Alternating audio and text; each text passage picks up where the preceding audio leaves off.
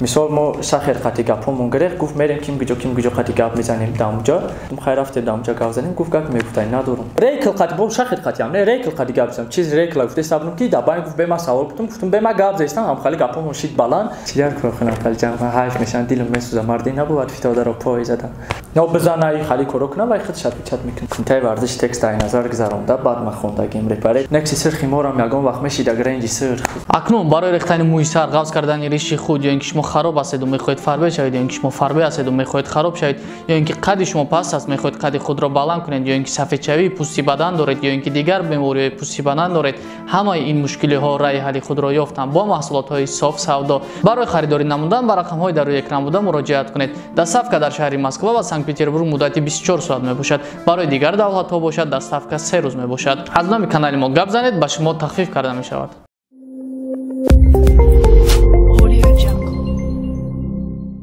سلام علیکم برادران سلام علیکم نفرایی که تماشا دارن در رقم‌های زیر ویدیو بوده مراجعت کنین اموجا یک نمره سایبی 20 میشوند زنده و سلامت باشین شما دستگیری کردین که ترک پنجم جورا گرفت روان را کاری رو برای دعوت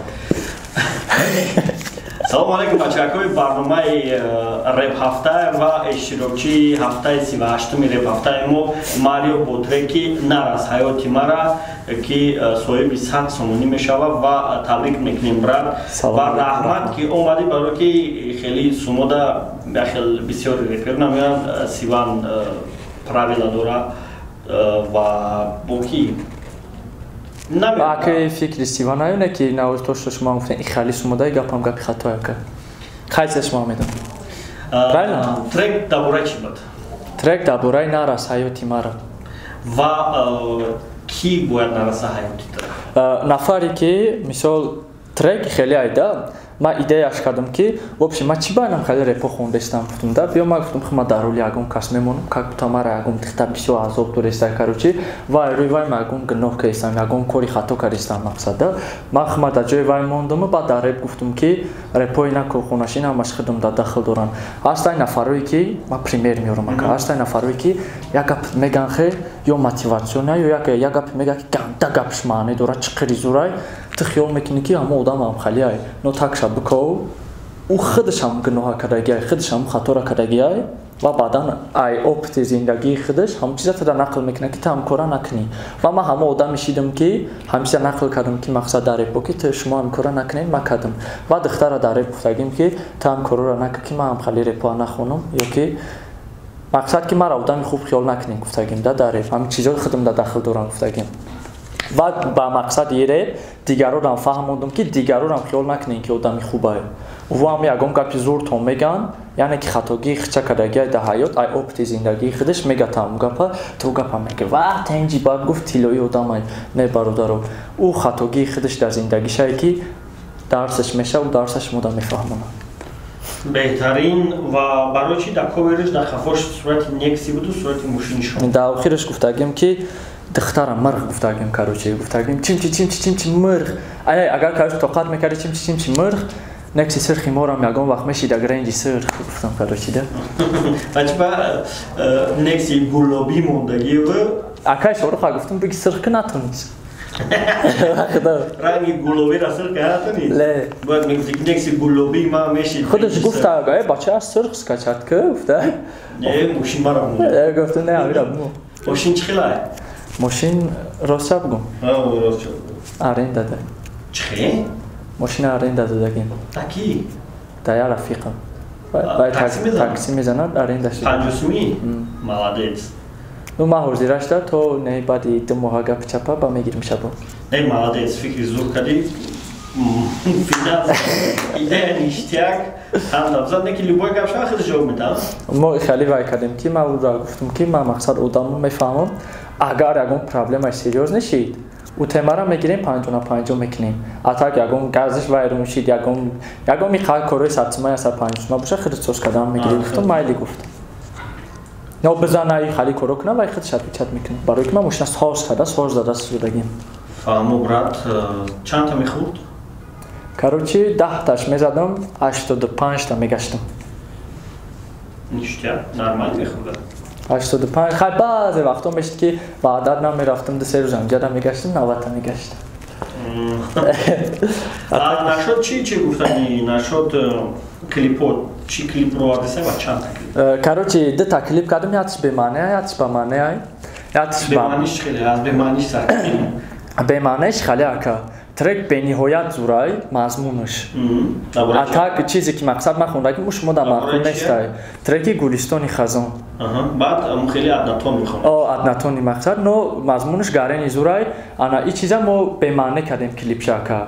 сабаб айбдор ма будам барои ки оператора ма гуфтам рафтем манзараи зурай мерем да уҷа сиёмка мекунем инам хеле мешавсенараш рафтем ки ма 5 сол пеш уҷа ростигаб рафта будам рафтем ки уҷаи хеле ранги ҷои мусулка мешаваку уҷаам хеле шидай ба маҷбур шидем ки торика бурем короче ана репш зурай клип бемаъне ва баъди ма аллакай клипа кардам супоридам пагай дига монтаж мешавам мебурам иншоалло гапм бала нарава текстча вай рӯй кардагим кумитаи варзиш текст ай назар гузаронда баъд ма хондагим репи 32 мисраара 18 мисра кардагам ма хостам ки мотиватсиони реп кунам барои як зали ки мерафтем ку некфайтер мақсад баъд уҷада гуфтан ки хай як хелишка ки ҳам ягом ҷушда номи мо биёяву баъдан трек мотиватсиони ҳамада дахл дошта бошада баъд ман хай як шиёр дорем ҳариф данеш тоҷикистон ба пеш ира мега ҳамватанам ёр рафиқи хеш тоҷикистон ба пеш ҳамхали кардагим короче припевша ҳоҷи ҳами хайпи тоҷикистон ба пешай ку ҳам ҳамхали мега ку ман ҳамхали трек кардам короче барои лайк мондан ҳар ҳафта 1500 сомонӣ дар сайти RAP.TJ ба 5 нафаре ки дар як ҳафта аз ҳама бисёр лайк мемона дода мешавад. Ба ҷои якум 500 сомонӣ, ба ҷои дуюм 400 сомонӣ, ба ҷои сеюм 300 сомонӣ, ба ҷои чорум 200 сомонӣ ва ба ҷои панҷум 100 сомонӣ. Лайкҳоро бояд дар сайти RAP.TJ гузоред, яъне дар сайти RAP.TJ худро регистратсия мекунед ва ба трекҳои дар сайти RAP.TJ буда лайк мегузоред. Рӯйхати лайк ҳафтаро метавонед дар саҳифаи тренди сайти RAP.TJ дастрас намоед. ҳамчунон реперон низ метавонанд дар сайти RAP.TJ ҳар ҳафта 1500 сомонӣ кор кунанд. Чӣ тавр? Онҳо низ худро дар сайти RAP.TJ регистратсия мекунанд ва дар сайти RAP.TJ репи худро дохил мекунанд ва дар муддати як ҳафта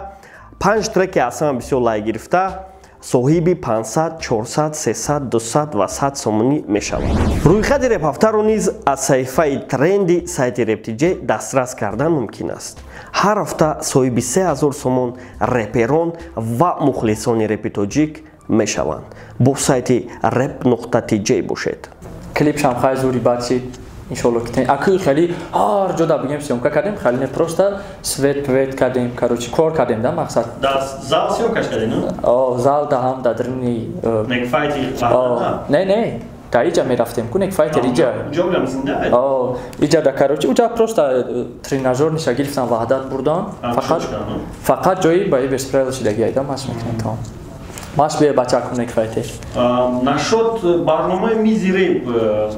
бисёриё мегӯянд ки типа баъди чи ягон гапи чап шид и вот да прямой эфир пресидан арам гуфтам хитаб бугум ки баъди аму даже ҳамуҷа да маълум буд ки шумо чизи гуфтен ва ӯ кам тарак нофаҳмоиё аз байн рафҳамра як чӣ мекард ки баъди ӯ чӣ гап шид короче ва марам бисёриё савол додам бародаро бачаҳо чӣ баи хеле ши ба чӣ кор кардем шумо ба куҷо рафтем шумо як чай намехоҳам хай бё намегӯям гапма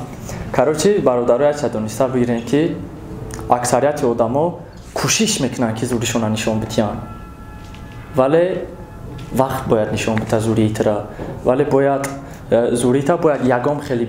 хеле шава ки халқ ҳаму чиза бига ки ин натури зур буда чӣ ба нишон надод мисол мо Shakher қати гапҳомон гирехт гуфт мерем кимгиҷо қати гап мезанем дамуҷа барнома тамом шид дарем ҷаҷ дард кардам ҳама рафт гуфтам хай рафтем дамуҷа гап занем гуфт гап мегуфтани надорам ман қавақ гуфтам ба хай бефоида дард кардам гуфт тамом гап мегуфтани надорам гапҳома гуфтам то рафтам хеле боша тамом давом задам бирафтам тамом агар ма гуфтам рафтем гуфтам ҷои гап мегуфтаги да гап занем Shakher ки ягон хел ҷои гап мезанем ман барои ки Shakher охи як чай да ка нигоҳ ки наху ам одами